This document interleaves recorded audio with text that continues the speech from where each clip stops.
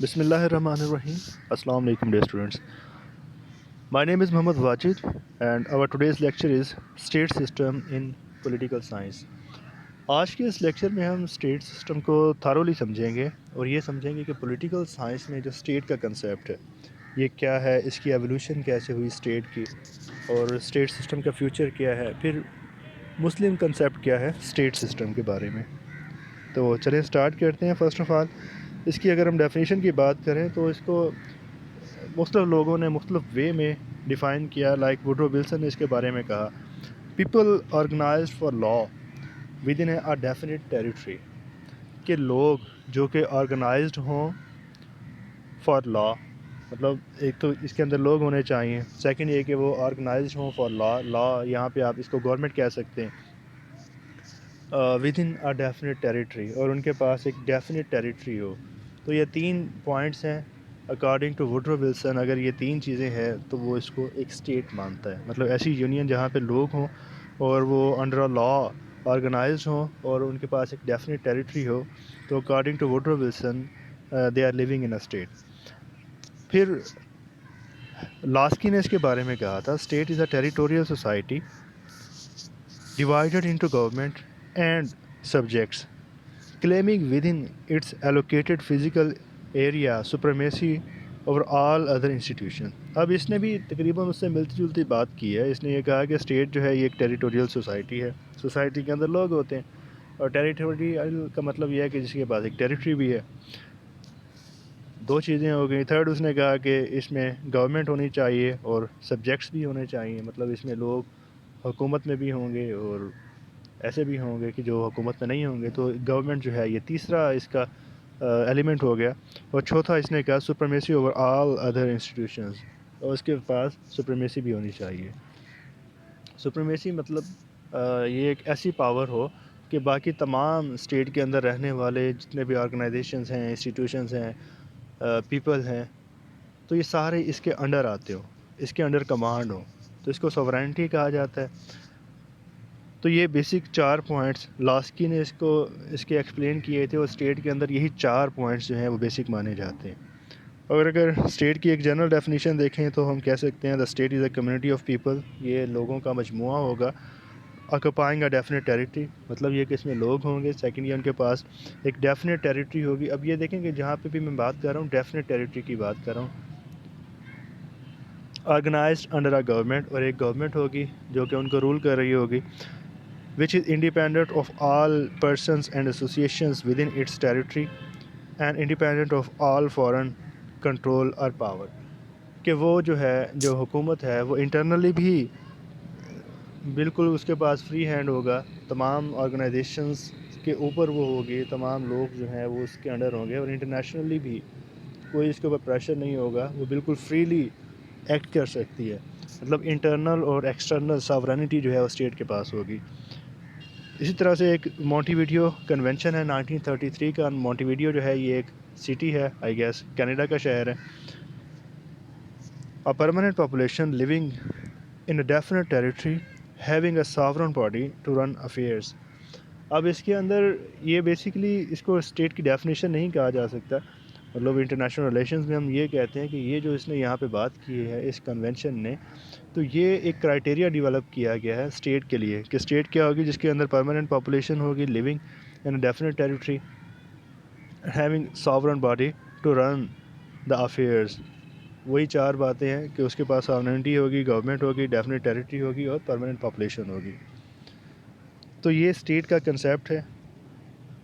اس کے ایلیمنٹس کی اگر ہم بات کریں تو 2 فزیکل ہیں اور 2 جو ہیں وہ پولیٹیکل ایلیمنٹس کہلاتے ہیں. فزیکل کی بات کریں تو پاپولیشن اینڈ ٹیریٹری، لوگ اور رقبہ جو ہے یہ فزیکل پارٹس ہیں اس کے. اینڈ دین پولیٹیکل اس کے ایلیمنٹس کیا ہیں؟ Government and sovereignty.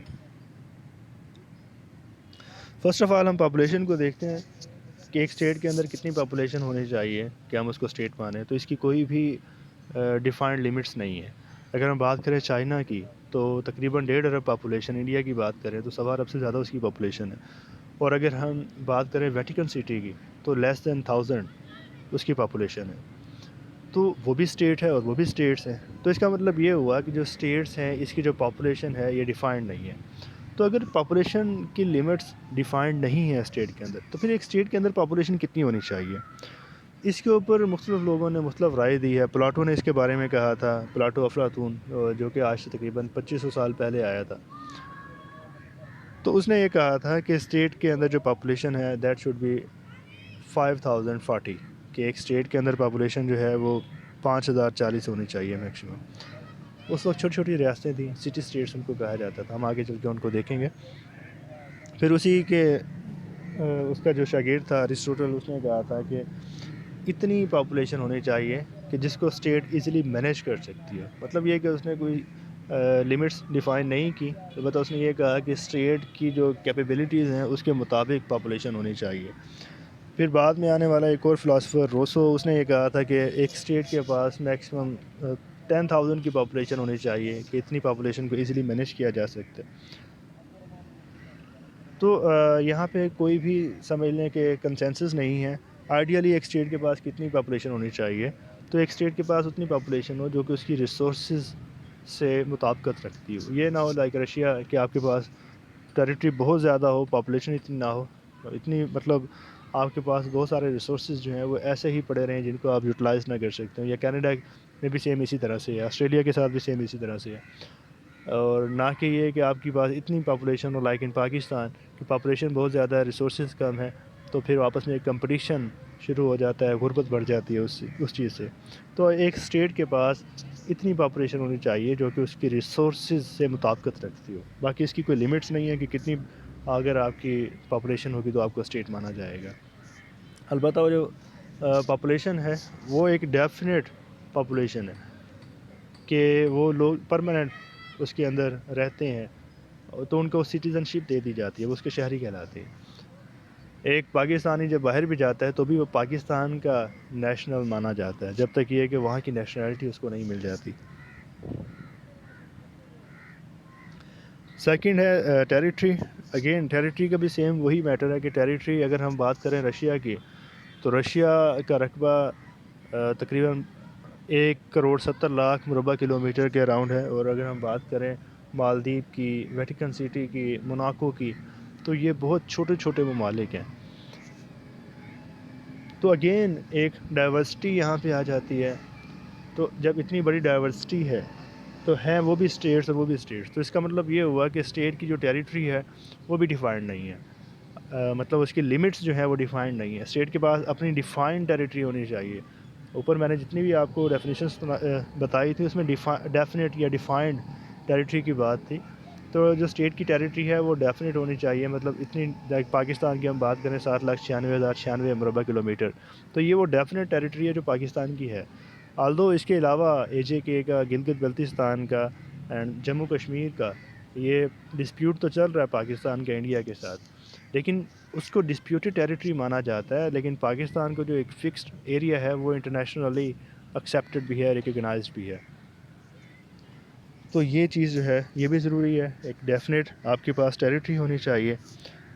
اگر ہم بات کریں آزادی سے پہلے جو مسلمان تھے تو ان کے پاس یہاں پہ جو رہ رہے تھے ان کے پاس اپنی پاپولیشن تو تھی، ٹیریٹری بھی تھی، لیکن وہ جو ٹیریٹری ہے وہ ڈیفائنڈ نہیں تھی.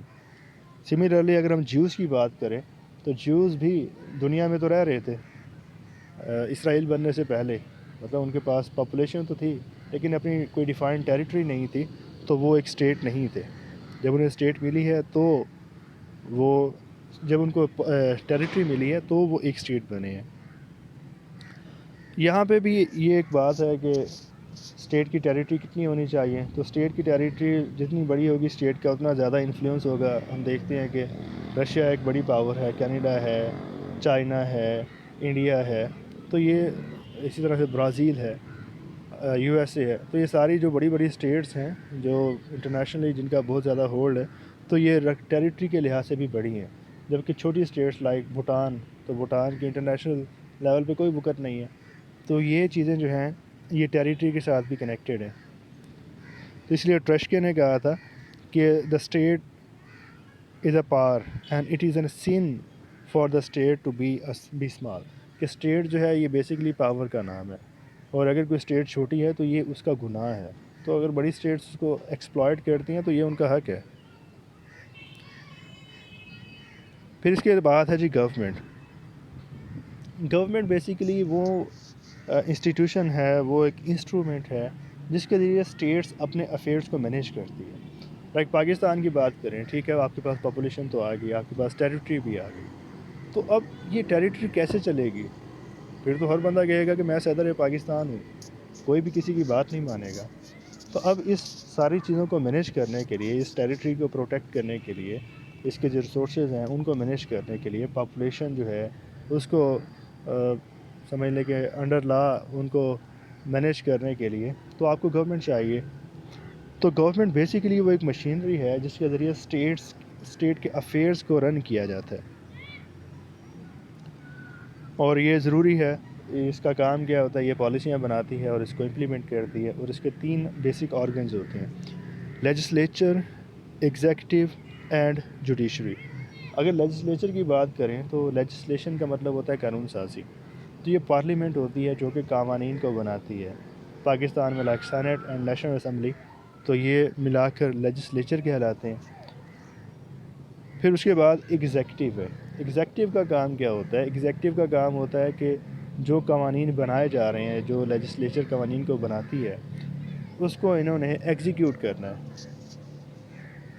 جو بھی قوانین پاس ہوئے ہیں اس کو لوگوں کے اوپر امپلیمنٹ، انفورس ایگزیکٹو نے کرنا ہے. تو جتنے بھی حکومتی ادارے ہیں، پولیس ہے، ایجوکیشن ڈپارٹمنٹ ہے، محکمہ ریلوے کا ہو گیا، فارن افیئرس کا ہو گیا، انٹیریئر منسٹری ہو گئی، تو جتنے بھی حکومتی محکمے ہیں وہ سارے کیا ہیں؟ وہ ایگزیکٹو کا حصہ ہیں. یہ انتظامیہ ہوتی ہے جو ملک کے افیئرس کو رن کر رہی ہوتی ہے. دین جوڈیشری. جوڈیشری کا کام کیا ہے؟ جوڈیشری کا کام یہ ہوتا ہے کہ جو قوانین بنے ہیں ان کی تشریح کرنا. ایک بندہ جو کرائم کرتا ہے، لیٹ سے کسی نے چوری کر لی، تو چوری کرنے والے کو سزا دی جائے گی، کس قانون کے تحت دی جائے گی؟ پاکستان پینل کوڈ کے تحت، تعزیرات پاکستان. تو تعزیرات پاکستان کس نے بنائی تھی؟ لیجسلیچر نے بنائی تھی. ٹھیک ہے، لیجسلیچر نے اس کو بنا دیا، تو اب جس بندے نے چوری کیا ہے، کیا اس کو آگے ہمارا ایم این اے اریسٹ کرے گا؟ ایم این اے تو اریسٹ نہیں کرے گا. قوانین جو ہے بنا دیا پارلیمنٹ نے، اب اس کو انفورس کون کر رہا ہے؟ اس کو انفورس کر رہی ہے ایگزیکٹو، کہ جب بھی کوئی بندہ چوری کرے گا تو اس کو آ کے پولیس پکڑے گی. پولیس جو ہے وہ ایگزیکٹو کا ایک محکمہ ہے. پھر کبھی آپ نے یہ نہیں دیکھا ہوگا کہ ایس ایچ او نے کسی شخص کو پھانسی دے دی ہو. اس کا کام کیا ہے؟ اس کا کام یہ ثابت کرنا ہے کہ اس شخص نے جو کام کیا وہ اگینسٹ لا تھا، فلاں ایکٹ کی اس نے خلاف ورزی کی. اور پھر اس شخص کو سزا کون دیتی ہے؟ وہ جوڈیشری دیتی ہے، کہ اگر کسی نے چوری کی ہے تو اس کی میکسیمم پنشمنٹ 3 ایئرز ہے. ہو سکتا ہے اس نے کسی مجبوری کے تحت چوری کی ہے، ہو سکتا ہے کہ وہ عادی مجرم ہو. تو اب اس کا جو ایکٹ ہے اس کو اس لا کے اکارڈنگ جج کون کرے گا؟ جوڈیشری کرے گی، اور پھر اس کے مطابق اس کو پنشمنٹ دے گی. یہ کیا کر رہے ہیں؟ وہ اس قانون کی تشریح کر رہے ہیں، اس کے ایکشن کو ڈیفائن کر رہے ہیں، اس قانون کے مطابق اس کو ٹیلی کرنے کے بعد اس کو پنشمنٹ دے رہے ہیں. تو یہ 3 بیسک آرگنز ہوتے ہیں اسٹیٹ کے، جو مل کر اسٹیٹ کو رن کرتے ہیں. اور چوتھا جو ایلیمنٹ ہے وہ دیٹ از ساورینٹی. اچھا، گورنمنٹ کا یہ 3 تو ہم نے ڈسکس کر لیے. اب جو چوتھا آرگن ہے وہ کہا جاتا ہے میڈیا کو، کہ media as a watchdog کام کرتا ہے، ان سب اداروں کے اوپر نظر رکھتا ہے. ساورینٹی یہ الٹیمیٹ ایلیمنٹ ہے اسٹیٹ کا. ایک اسٹیٹ کے پاس اگر ساورینٹی نہیں ہوگی تو وہ اسٹیٹ نہیں ہوتی. کشمیر کی اگر ہم بات کریں تو کشمیر کے اندر پاپولیشن جو ہے وہ ڈیفائنڈ ہے. کشمیر کی ٹیریٹری جو ہے وہ بھی ہمیں پتہ ہے کہ کشمیر کا رقبہ اتنا ہے. اس کے علاوہ کشمیر کے اندر گورنمنٹ بھی ہے. اگر ہم پاکستانی کشمیر کی بات کریں اس کا اپنا پرائم منسٹر ہوتا ہے، اس کا اپنا پریزیڈنٹ ہوتا ہے. اگر ہم انڈین کشمیر کی بات کریں تو ان کا اپنا سی ایم ہوتا ہے، ان کا اپنا گورنر ہوتا ہے. ان ساری چیزوں کے ہونے کے باوجود بھی وہ اسٹیٹ نہیں ہے، کیونکہ جو ان کا پرائم منسٹر یا ان کا پریزیڈنٹ ہے وہ انڈیپینڈنٹ نہیں ہے. آزاد کشمیر جو ہے وہ چائنا کے ساتھ ریلیشنز نہیں ڈیولپ کر سکتا. چائنا کے ساتھ جو بھی معاملات، چاہے کشمیر کے معاملات بھی ہوں گے، وہ پاکستان اس کو دیکھے گا. تو کیا ہے کہ ان کے پاس ساورینٹی نہیں ہے. ان کا جو بجٹ ہے وہ بجٹ بھی ان کا پاکستانی گورنمنٹ اپروو کرتی ہے. تو ان کی پالیسیاں جو ہوتی ہیں وہ بھی ڈیپینڈ کر رہی ہوتی ہیں پاکستانی گورنمنٹ کی پالیسیز کے اوپر. تو اسی لیے کشمیر جو ہے وہ ایک اسٹیٹ نہیں ہے. اسی طرح سے آپ دیکھتے ہوں گے کہ انڈیا میں آپ سنتے ہیں کہ شاید 32 یا 34 اسٹیٹس ہیں انڈیا کی، امریکہ کی 50 اسٹیٹس ہیں. تو کیا وہ بھی اسٹیٹس ہیں؟ تو اس ٹرم سے آپ نے کنفیوز نہیں ہونا. جب ہم پولیٹیکل سائنس میں اسٹیٹ کی بات کرتے ہیں تو اسٹیٹ کا مطلب وہ جس کے پاس یہ 4 ایلیمنٹس ہوں. تو امریکہ کی جو اسٹیٹس ہیں، لائک آپ نیو جرسی کی بات کر لیں، تو کبھی آپ نے یہ نہیں سنا ہوگا کہ نیو جرسی کے گورنر نے پاکستان کے ساتھ کوئی معاہدہ کیا یا پاکستان کے ساتھ اس نے کوئی معاملہ طے کیا. ہمیشہ جو معاملات طے ہوتے ہیں وہ امریکہ کا پریزیڈنٹ، امریکہ کا فارن آفس وہ ڈیل کرتے ہیں. تو کیا یہ جو اسٹیٹس ہوتی ہیں یہ ایک طرح کے پروونسز ہیں. جیسا کہ پاکستان میں پروونس ہے، انڈیا میں پروونسز کو اسٹیٹ کا نام دیا ہوا ہے.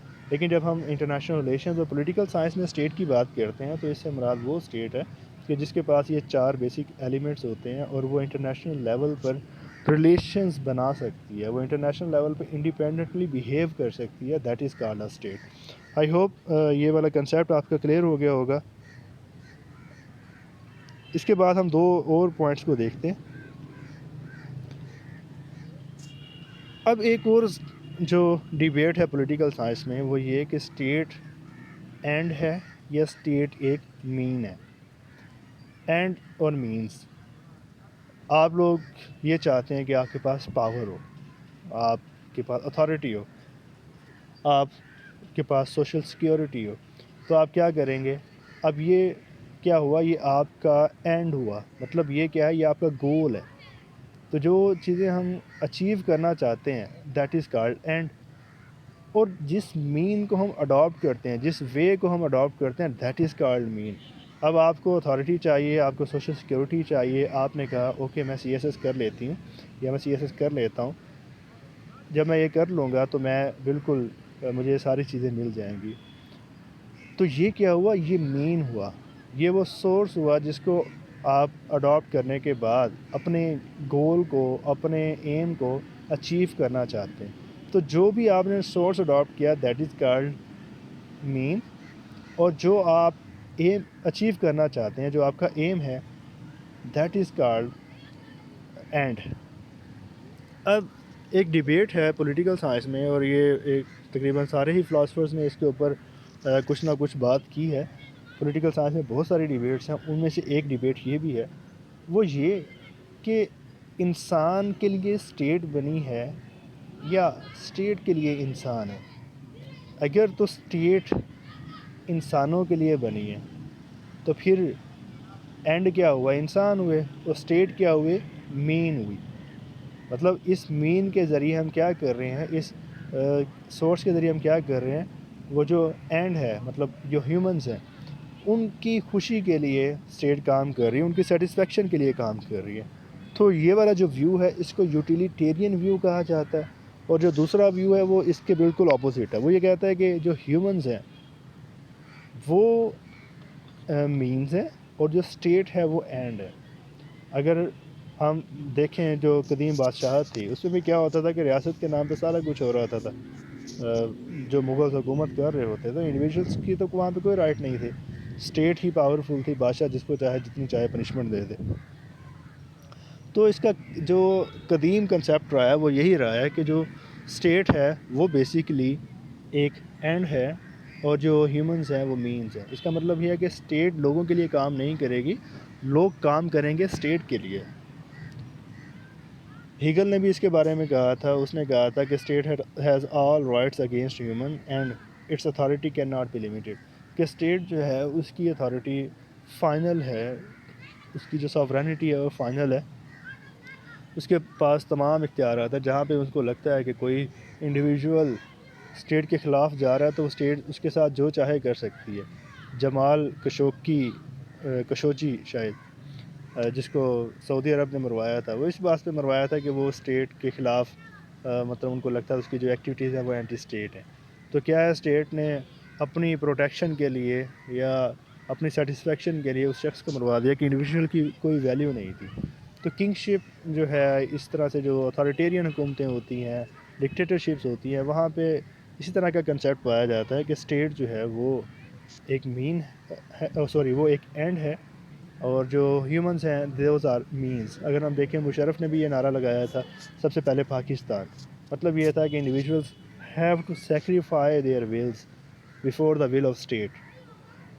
اسی طرح سے کچھ اور پاپولر تھیریز ہیں، فاشزم، نازیزم، ان کو ہم ویسے آگے چل کے ڈیٹیلز میں پڑھیں گے. تو ان کے اندر بھی یہی کنسیپٹ تھا. نیشنلزم اگر مصطفیٰ کمال کا دیکھا جائے تو وہ اس کے اندر بھی یہی کنسیپٹ تھا. اس تھیوری کو ہم کہتے ہیں آئیڈیالزم. یہ انٹرنیشنل ریلیشنز والا آئیڈیالزم نہیں ہے، وہ بالکل ایک اپوزٹ چیز ہے. یہ پولیٹیکل سائنس کا جو آئیڈیالزم ہے یہ اس کی بات ہم کر رہے ہیں. اور اس کے جو کاؤنٹر ویو ہے یہ یوٹیلیٹیرین ویو ہے. اس کے جو بیسک اس کے پروپوننٹس ہیں وہ بینتھم، آسٹن اور جیمس مل ہیں، اور اس کو ہم لبرل تھیوری بھی کہتے ہیں. اس کے اندر یہ ہے کہ یہ کہا جاتا ہے کہ اسٹیٹ جو ہے اس کا کام لوگوں کو خوش کرنا ہے، لوگوں کی ضروریات کو پورا کرنا ہے. اسٹیٹ جو ہے وہ فیسیلیٹیٹر کا رول پلے کرتی ہے، اور لوگ جو ہیں وہ اسٹیٹ کے ذریعے پلیئرز گین کرتے ہیں. ڈیموکریسی کے اندر بھی کہا جاتا ہے کہ لوگوں کی حکومت لوگوں کے لیے. اور یہ کہتے ہیں کہ اسٹیٹ جو ہے اس کا انفلوئنس منیمم ہوگا اور لوگوں کو میکسیمم فریڈمز دی جائیں گی. پھر اسی کی جو ایک ایکسٹریم فارم ہے وہ انڈیویژولزم کہلاتی ہے. انڈیویژولسٹ جو ہیں وہ یہ کہتے ہیں کہ اسٹیٹ کو تو ہونا نہیں چاہیے، لوگ جو ہیں وہ بالکل آزاد ہیں اور اپنی مرضی کے مطابق ہر بندے کو پتہ ہے کہ اس نے کچھ غلط نہیں کرنا اور اس کے ساتھ غلط نہیں ہونا چاہیے. تو لوگ جو ہیں یہ ریشنل ہوتے ہیں. تو آپ کو ضرورت نہیں ہے کہ آپ اوپر ایک اتھارٹی ڈنڈا دے کے بٹھا دیں کہ جو ان کو تھرو پاور ان کو ریگولیٹ کر رہی ہو. تو یہ کچھ ڈیبیٹس تھیں اسٹیٹ کے اوپر. فردر اس کے اوپر میں آپ کے ساتھ 2-3 اور لیکچرز بھی شیئر کرتا ہوں. اس کو آپ دیکھیں، کوئی کویشچن ہے تو پوچھیے گا. تھینک یو سو مچ. اللہ حافظ.